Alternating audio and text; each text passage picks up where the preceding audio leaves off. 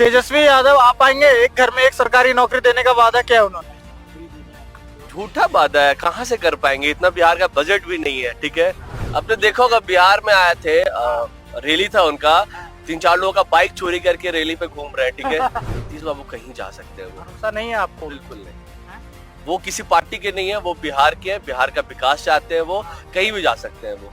हाँ, बिल्कुल बिल्कुल। इस बार जन सुराज हैं? जन सुराज वो तो प्रशांत किशोर चुनाव भी नहीं लड़ रहे हैं, बैकफुट पर आ गए हैं। एक नया फेस है, नया लोग को मौका मिलना चाहिए। तेजस्वी यादव कह रहे हैं अगर मेरी सरकार बनेगी हर एक घर में एक सरकारी नौकरी दूंगा। कैसे देख? वो सब चीज होता रहता है, इलेक्शन में कोई दिक्कत नहीं है। बिहार चुनाव दिलचस्प हो चुका है, वहां पर कई समीकरण बदल रहे हैं, नए नए लोग आए हैं चुनाव लड़ने के लिए, लेकिन कुछ पुरानी पार्टियां भी मौजूद है। इस वक्त हमारे साथ बातचीत करने के लिए कुछ युवा मौजूद हैं, आइए उनसे जानते हैं कि बिहार में इस बार किसकी बनेगी सरकार। तेजस्वी यादव आ पाएंगे? एक घर में एक सरकारी नौकरी देने का वादा किया है उन्होंने। झूठा वादा है, कहाँ से कर पाएंगे? इतना बिहार का बजट भी नहीं है। ठीक है, उनके पास जो नौकरी करने वाले, उनकी तो सैलरी मिल नहीं रही ढंग से। ठीक है, वो कहाँ से पूरे बिहार को जॉब देंगे? मतलब गवर्नमेंट जॉब। जुमला है उनकी तरफ से। ये झूठा जुमला है ना। बिहार में एजुकेशन ही नहीं है तो जॉब, गवर्नमेंट जॉब किस बेसिस पे मिलेगा? कोई मतलब ही नहीं बनता ना जॉब का। फिर महागठबंधन में रार चल रही है, मतलब महागठबंधन ऐलान कर दिया उन्होंने, लेकिन आपस में लड़ रहे हैं अभी। कई सीट ऐसी हैं जहाँ पर कांग्रेस और आरजेडी दोनों के उम्मीदवार हैं, इसको कैसे देखते हैं? देखिए ना, वो अब देखिए उनका भाई खुद नहीं सपोर्ट कर रहा। हाँ। अब देखिए, जो वो जहां से लड़ रहे हैं राघवपुर से, वहां पे 3 यादव खड़ा हो गया। ठीक है, ऑब्वियस है वोट बैंक कटेगा, तो सारा कम्युनिटी पे वहां पे वोटिंग है, तो तीनों यादव के पास अपना अपना वोट बैंक है। तो जब तेजस्वी की सीट फंसी हुई है राघोपुर। फंसी तो नहीं, निकाल लेंगे वो। हाँ। हाँ, निकाल लेंगे। वो निकाल लेंगे वहां से। लेकिन सीट कितना आएगा इस बार तेजस्वी का? 243 सीट पर महागठबंधन लड़ रहा है, कितनी सीट देखते हैं आप उसको? 30-40 के बीच में। हाँ, पूरे 30, महागठबंधन हाँ 30-40? बिल्कुल बिल्कुल। तो ये तो बीजेपी जेडीयू बहुत बड़े मैंडेट से जीत जाएगी। हाँ नहीं, बीजेपी मैंडेट से नहीं जीत रही, क्योंकि वोट बैंक कट रहा है ना, प्रशांत किशोर भी काट रहे हैं काफी बैंक। तो 30-40 आप महागठबंधन को दे रहे हैं, तो प्रशांत किशोर को कितनी सीट दे रहे हैं? 10 से 15 सीट। बाकी सीट, इसका मतलब तो एक तरफा सरकार बन गई जेडीयू और इंडिविजुअल्स भी है वहाँ पे, और वोट भी काफी कटेगा, तो आरजेडी के 30 से 40 सीटें हैं वहाँ पे बिहार में इस बार। सब लोग कह रहे हैं कि राहुल आए थे वोट चोरी का आरोप लगा के उड़ गए, अभी जमीन पे जा ही नहीं रहे हैं। आपने देखा होगा बिहार में आए थे, रैली था उनका, 3-4 लोगों का बाइक चोरी करके रैली पे घूम रहे हैं। ठीक है, वो क्या वोट चोर करवाएंगे? बाइक चोरी का आरोप लगाया था बीजेपी ने, बाइक चोरी का। हाँ, फैक्ट है ये। अच्छा। हाँ बिल्कुल फैक्ट है। बाइक लगा हुआ था, उनके गार्डों ने उठा लिया बाइक। ठीक है, और चल गए रैली में, और कहीं पे पटक के चले गए वो मतलब वापस। अभी सरकार बनी नहीं है, अभी से दबंगई। दबंगई नहीं कह सकते, बट हाँ उनको पास बाइक का ऑप्शन था नहीं, जो दिखा वो उठा के लेके चले गए। नीतीश कुमार इस बार पलटी मारेंगे क्या? आपको लग रहा है अगर इनकी बहुमत नहीं आती है, कहीं शॉर्ट हो जाती है 4-5-10 सीट, तो क्या वो आरजेडी के समर्थन से सरकार बनाएंगे, आपको लगता है? हाँ, नीतीश बाबू कहीं जा सकते हैं वो? भरोसा नहीं है आपको? बिल्कुल नहीं। वो किसी पार्टी के नहीं है, वो बिहार के हैं, बिहार का विकास चाहते हैं, वो कहीं भी जा सकते हैं वो। हाँ बिल्कुल बिल्कुल। उनका कोई इन चीजों में ईमान धर्म नहीं है, 10 बार जा चुके हैं, 11 बार फिर से जा सकते हैं। योगी आदित्यनाथ की एंट्री हो गई है बिहार चुनाव में, ताबड़तोड़ रैलियां कर रहे हैं, क्या लगता है इस बार? ठीक है, योगी जी का दबदबा है। फैक्टर है योगी? हाँ, हिंदू मुस्लिम फैक्टर बिल्कुल है। बिल्कुल। एक रहेंगे तो सेफ रहेंगे, ये नारा है उनका।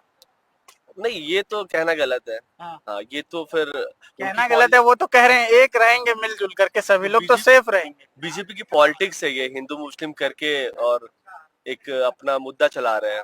तो इस बार बिहार में मुस्लिम यादव फैक्टर काम करेगा?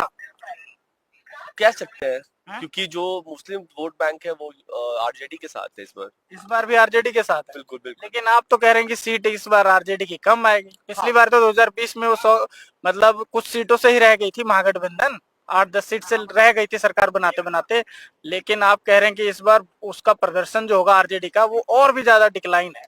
हाँ, कह सकते हैं डिक्लाइन होगा इस पर, क्योंकि जो जेडीयू ने है और जो एनडीए की जो पार्टी, उन्होंने काम करा है बिहार में, काफी अच्छे लेवल पे काम कर रहा है, और इस बार बजट में भी अच्छा एलोकेशन हुआ है बिहार को लेके, और काफी कुछ किया जा रहा है वहाँ को। मतलब डबल इंजन की सरकार जब से बिहार में है, मतलब कि बीजेपी और जेडीयू की केंद्र से उसे सहायता मिल रही है। एयरपोर्ट खुले हैं 2-3 दिन, इसके अलावा मेट्रो भी आ गई है पटना में। तो लग रहा है आपको कि इस सब का फायदा जो वर्तमान की सरकार है नीतीश कुमार की उसको मिलेगा? हाँ बिल्कुल मिलना चाहिए, क्योंकि अब देख लो, अब हरियाणा में देख लो, पंजाब में देख लो, इतने एयरपोर्ट्स हैं, इतने बिहार में एयरपोर्ट्स आ गए, क्योंकि बिहार की जो पब्लिक है वो ट्रैवल कर रही है, मुंबई, दिल्ली, बैंगलोर आईटी में भरे हुए हैं। तो आईटी वालों को घर आना है वापस होली में, छठ में, अब छठ है यहाँ पे हम जा नहीं पाए। रीजन यही है कि बिहार में फ्लाइट्स ही नहीं है, काफी एक्सपेंसिव है, तो हम ऑब्वियसली तो वहां इस पे। पर नकेल कसनी चाहिए। जो भी हमारे एयरपोर्ट मतलब सिविल एविएशन के जो मिनिस्टर हैं उनको ये देखना चाहिए कि जो फेस्टिव सीजन है इसमें फ्लाइट्स के जो दाम इरेगुलर है मतलब बढ़ा दिए जाते हैं, इसको भी थोड़ा कम कटौती करना चाहिए। हाँ, इस पे बात चली थी। दिल्ली के जो एमपी हैं राघव चड्ढा, उन्होंने इस बात को उठाया था कि ये नहीं होना चाहिए, एक रेगुलेशन आना चाहिए जिसमें कि एक बेस फेयर हो, क्योंकि आप डिमांड के अकॉर्डिंग इतना हाई प्राइस कर दे रहे हैं। 15-20 हजार रुपए की फ्लाइट है पटना की, काफी एक्सपेंसिव है वो। हाँ बिल्कुल होना चाहिए। तो इस बार आप बिहार में बदलाव नहीं देख रहे हैं, फिर से वही सरकार रिपीट होगी? बिल्कुल होना चाहिए, अच्छा काम कर रही है और उनको एक मौका देना चाहिए। और बिल्कुल तेजस्वी कहते हैं जंगल राज है, हत्या तो अभी भी हो रहा है। तो हमारे पापा का जो राज्य था लालू का, उस समय खाली ये लोग कहते थे जंगल राज, लेकिन अभी भी तो मर्डर हो रहा है खुलेआम। नहीं, अब इतना नहीं है। हम वहां के रहने वाले, हमें पता है ना, रात के 2 बजे 12 बजे मेरीन ड्राइव है, काफी कुछ है, हम मूवी देखे सेफली घर आ पा रहे। पहले ऐसा बिल्कुल नहीं था। 8 बजे घर से लड़कियां बाहर नहीं जाएंगी, लड़कों का तो ऑप्शन था ही नहीं। अब काफी बदल चुका है पटना। मतलब आपके हिसाब से बिहार बदलाव की तरफ बढ़ रहा है? बिल्कुल बिल्कुल, उनको बढ़ना चाहिए। और इस बार एनडीए सरकार आ रही है फिर से। बताइए इस बार क्या देखते हैं आप, जेडीयू, बीजेपी या फिर आरजेडी की वापसी होगी सत्ता में? इस बार जन स्वराज हैं? जन स्वराज। वो तो प्रशांत किशोर चुनाव भी नहीं लड़ रहे हैं, बैकफुट पर आ गए हैं। नहीं, एक नया फेस है, नया लोग को मौका मिलना चाहिए ऑब्वियसली। तो जन स्वराज। तो आपको लग नहीं रहा है कि उनको भी चुनाव लड़ना चाहिए था इस बार? ऑब्वियसली लड़ना चाहिए था उनको, लेकिन नहीं लड़ रहे हैं। मतलब उनका फोकस है कि पूरे कैंडिडेट पर फोकस है। पूरा फोकस है उनका, ओवरऑल बिहार पे फोकस है कि प्रशांत किशोर अभी कह रहे हैं कि बीजेपी ने, हमारे जो प्रत्याशी ने, जो भी अभी जो चुनाव लड़ रहे हैं उन प्रत्याशियों को बीजेपी डाउन कर रही है और उनका नामांकन बोल रही है कि वापस ले लो, ये आरोप लगा रहे हैं। अभी रिसेंटली तो 2-3 इंसिडेंट हुआ है। रिसेंट 2-3 जो लाइक एक ब्रह्मपुर में हुआ अभी, और एक गोपालगंज में हुआ है, और दानापुर में भी ऐसा हुआ है। तो अभी देखने को मिल रहा है ऐसा।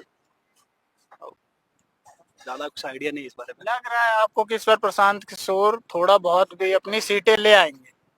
कितनी सीट देखते हैं 243 में से प्रशांत किशोर?